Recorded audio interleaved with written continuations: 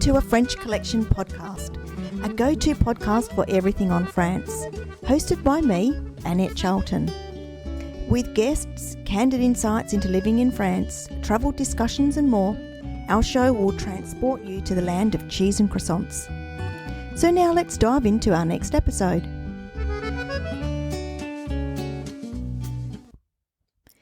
Hi everybody, and thank you for joining me again on our podcast about France and all things French. It's Annette, and let's have a talk today together about our life in France and the French resistance. You might have caught me on Facebook or Instagram Live on yesterday, where I gave you a little bit of a preview of what would be coming up in today's podcast. And I mentioned that if this sort of experience hadn't have happened to us, I probably wouldn't believe it if you had have told me yourself. And so I wanted to share with you, it's part of our French Life series over on the blog. And it's what we experienced when we first moved into France and the first trip there when we arrived with our car, our family, and took possession of our family French holiday home. So, our French life and the French resistance. World War II and the French resistance in Côtes, Brittany. So that's where our house is, in a little farming village. It's actually in Department 22. So our first trip to our new holiday home was only days after settlement of the property had been completed. And we had planned a full and a varied holiday of purchasing furniture, meeting our neighbours, sightseeing and generally enjoying being in our brand new French holiday home. We decided to fly from Australia because we actually live in Australia, so we're an Australian family and we've bought a French holiday home. So we decided to fly from Australia to Frankfurt in Germany, and then make our way to the house in the region, like I just mentioned, of Côtes. We were going to sightsee along the way. We're a bit of a car-loving family, and so before we headed to the home, we had planned, and we did enjoy, there were trips to the Porsche Museum and a lot of car museums and some sightseeing in Germany before we headed down to the house. So we tried to fit in a lot of things into this trip. Making our way to France from Germany, we had to collect, once we got closer to our area, the house keys from the local real estate agent first. The settlement of the property had only just taken place while we were still in Australia, and it had settled only about 3 days, to be honest, before we had booked. But we had already had the flights booked, so it was only about 3 days. We were very close to the wire with the settlement, so it was settled about 3 days before we all jumped on the plane and made our way over there. Our plans were to collect the keys, get into the house, settle in, do the minor renovations, etc. We had some work to do in the attic. A bit more about that on another blog post, and we were getting ready to welcome a bunch of our Australian friends. We had family, we had friends. They were all going to come over and join us, and we're going to do some sightseeing together. And then part of that plan initially on that first trip was to return to Australia via a stay in Paris and eventually make our way back up to Frankfurt International Airport, doing some more exploring in Germany. So we had to hire a car to fit all our stuff. You can imagine we are a family of 5. If I haven't mentioned that before, you haven't heard that in any of our other podcasts. We are a family of 5, and we had a lot planned. We had plenty of luggage. We had electrical tools ready to do work on the home. I had some specialty household linen that I had purchased especially in Australia to bring over. We had some of the children's favourite toys. I had books for the children, and we wanted to make it feel like a home as soon as we could, so we'd brought quite a few things with us. Paul had been clever, and he'd organised the hire of a station wagon from the Frankfurt International Airport. So it was a big car, and we had hoped that it would fit what we needed into it. The vast interior of the station wagon was quickly filled, however, with all our stuff. And I'd said to Paul, well done on you. This is a great choice of vehicle. It was very expensive because we had it for many, many weeks, but we knew it was also going to serve the purpose of, as well as hauling all our luggage everywhere. Once we'd got the luggage out and we were at the home, it was going to also transport large renovation materials, gardening, plants, and there was always going to be enough space for the 5 of us, as well as a passenger if we needed to do so. So the next part, I sort of talk about this as if we were persons of interest in France. Once we'd left Germany and the further west that we headed into France, we noticed the increasing stares of pedestrians and some other drivers towards us. Now, I couldn't work it out. I didn't think that we'd particularly look like tourists. I didn't think there was anything that spelt to everybody else from outside the car that we were tourists. Fair enough, when we all piled out of the car to get supplies from the boulangerie, or we filled up with fuel at the Carrefour petrol pumps and we opened our mouths. We then told everybody for sure that we were tourists. But otherwise, what was with all the stares? I couldn't figure it out. And really, apart from being tourists, we were not doing anything noteworthy. We were not that much different. We were not doing anything illegal. It continued to intrigue us. It was just so noticeable. So the general interest that we seemed to create turned into even prolonged stares. So when we bought the house, I'll just interlude there and let you know it was about 11 years ago.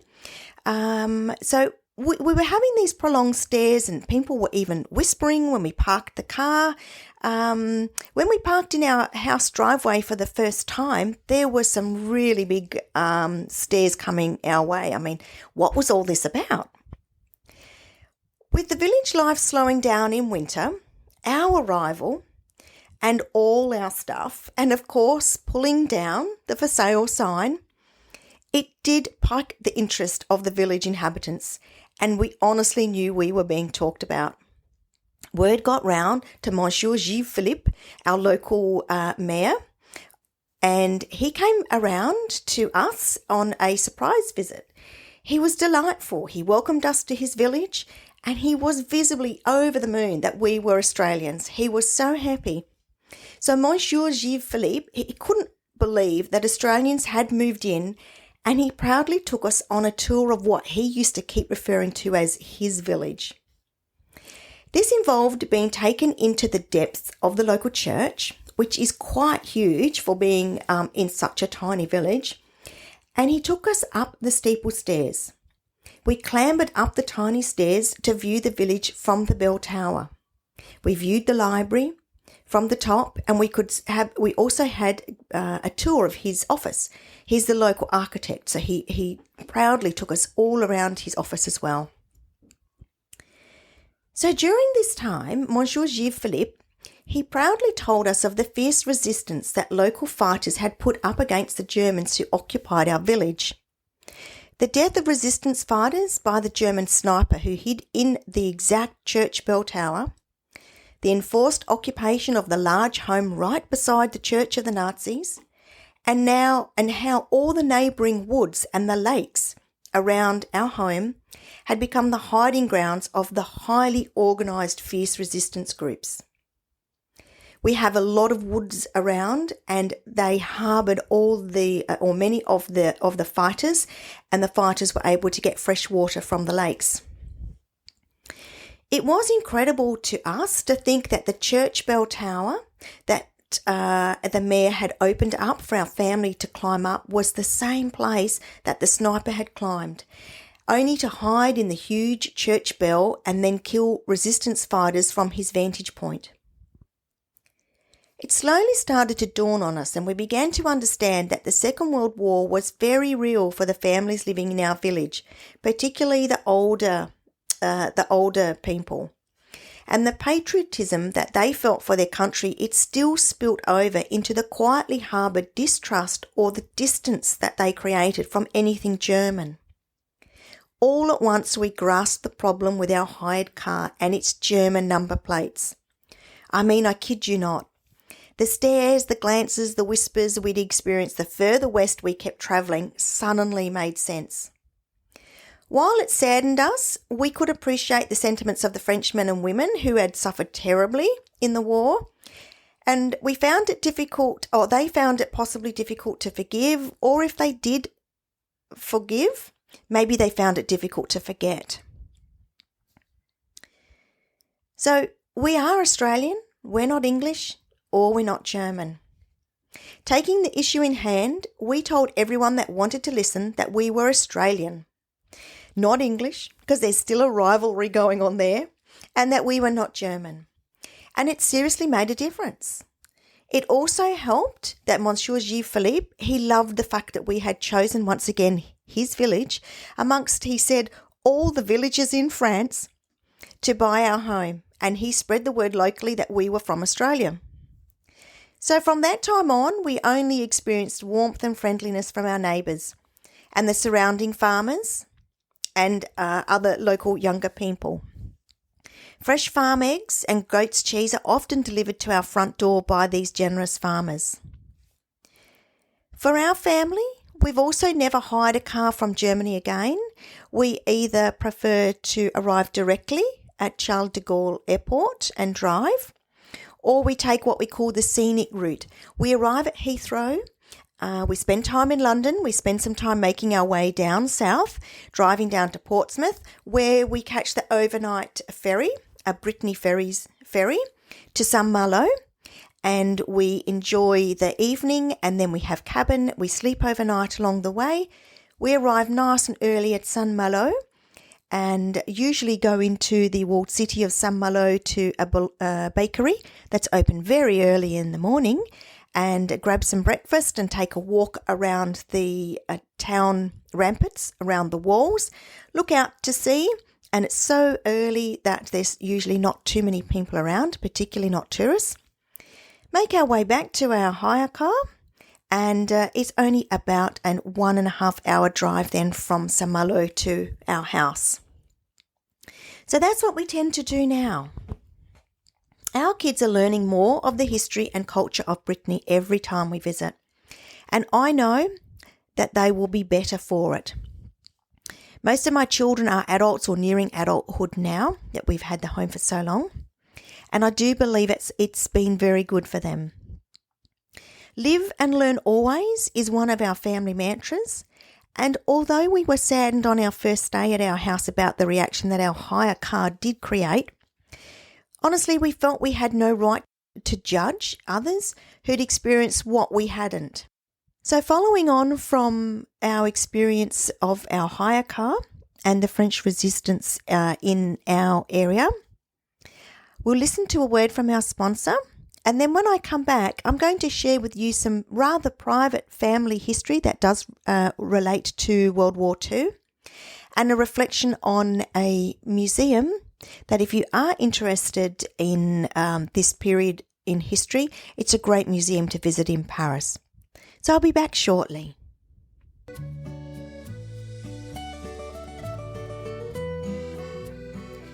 And now a word from our sponsor, A French Collection Tours.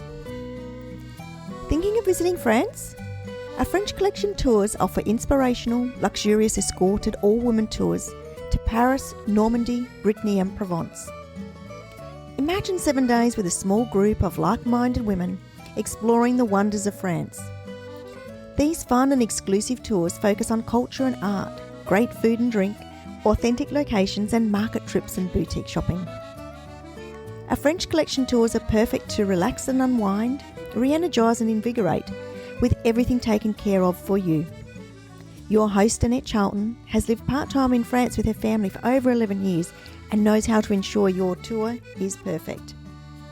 Whether it's bucket list items or secret places Annette knows about, you will truly love the Parisian vibe. And if you want to experience Brittany like a local, then walking quaint towns, beach walks will delight you. Or if the warmth of the south of France appeals to you, then you'll be spoiled amongst the charming villages and ancient sites on a French Collection tour. So if you're thinking of travelling to France, take a look at A French Collection Tours and create your lasting memories while having the time of your life. Find out more at www.afrenchcollection.com. Thanks for continuing to keep me company. Let's have a look at the Deportation Memorial on Île de la Cité in Paris. Have you visited this memorial? It's called the Memorial des Martyrs de la Déportation, and it is on Île de la Cité in Paris. It's shortened to the Deportation Memorial, so we'll refer to it that way throughout the rest of this podcast. So while you might be aware of some of the really big name and famous sites on the island there in Paris, it's also home to what I call the lesser known, but it's also really important, the lesser known Deportation Memorial. This memorial commemorates the 200,000 French citizens that died in Nazi concentration camps. I mean, can you believe it? In World War II, 200,000 French citizens. If you've missed this memorial or you didn't even know about it, I mean, don't be too hard on yourself. It's not always included in walking guides or widely advertised like its other big name island sites. I mean, you know, there's Notre Dame, there's Chapelle, there's Marché aux Fleurs. So it has got some pretty stiff competition on that island. However, if you've got time to add it to some of those other things that you might like to see, I'd really recommend a visit to this memorial. I recommend it for a few reasons. It's a memorial to those who have perished. It's a beautiful and sympathetically designed structure. It's educational, it's part of French history, and it's a really thought-provoking experience. The 200,000 French citizens included Jews, political prisoners, homosexuals, gypsies, Jehovah's Witnesses, and anyone else considered undesirable.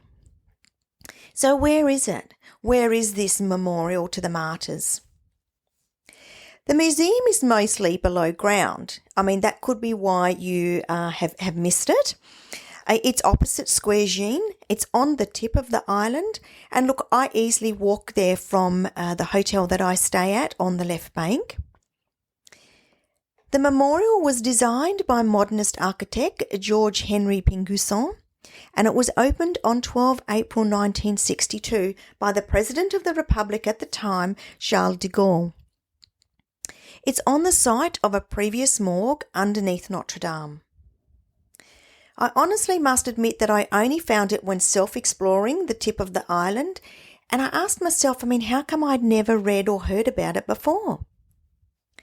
Anyhow, now that I've visited it, let me guide you through it and hopefully encourage you to go and visit it for yourself when you're next in Paris. It was on a bright sunny day that I visited the memorial, and I was going from the bright sunlight, which was warming the green grass and all the pretty little daisies. Side note here, little white daisies symbolise innocence. And then I was going into the darkness as I descended down the barren steps towards the water level. I could distinctly feel the coolness of the concrete and the stillness of the surrounding space as I descended down into the memorial. I've since heard that security guards are often in place to check bags before you enter, but on this occasion there were not. Entering the outside courtyard that is loosely shaped like a triangle, you're confronted with bars and grills with just a hint of the Seine. You can see the water through, because you're quite down low because you've walked down those steps, through the prison-like bars. Imagine the feeling of seeing the sweet outside world but being unable to reach it. That's the sense it creates. Triangular pavers make up most of the courtyard surface, as triangles were the shape of the identification badges that prisoners were forced to wear. So now looking at the interior of the memorial. The photos of the memorial's interior are to be for your personal use only, and so out of respect for the deportees, I abide by that request. So if you want to have a look at the full blog post on this topic, I do have it on the blog, but I don't have any photos of the interior because I wish to abide by that request. I do, however, have photos of the outside that you can take a look at. You'll have to visit the memorial yourself to actually witness the interior. I'll describe it for you though as we move from the courtyard into the inner interior. From the outside courtyard, you enter the underground inside. You walk down a narrow hallway and it gives you an idea of how it would feel being forced into darkened imprisonment. It's dark, it's claustrophobic under here, and the only light comes from the 200,000 illuminated crystals. Each crystal symbolises a deportee who died in a camp. Taking your attention next is the bright light representing the eternal flame of hope with its circular plaque on the floor.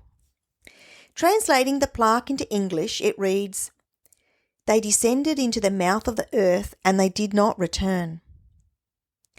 Either side of the crypt, 2 small galleries contain earth from the different camps and ashes brought back from the cremation ovens, enshrined in triangular urns. Names and places have been etched into the concrete like sort of rough hand carvings done by prisoners, and it was this that I found to be the most emotional part of my visit. There were also a few little alcoves with bars, just plain and simple, like the rest of this contemplative memorial. Forgive but never forget.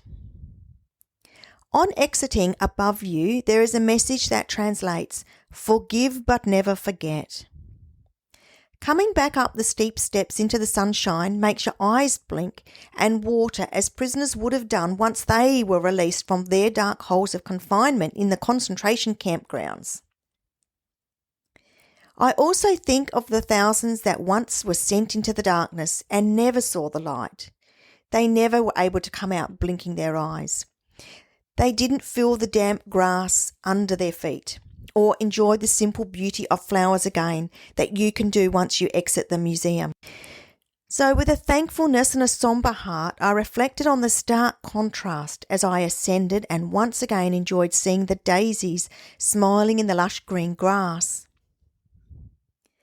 This well-designed memorial has minimal distraction, minimal effects, lack of colour, lack of sound, a coolness and an absence of light, which heighten the sense of hopelessness and solitary isolation.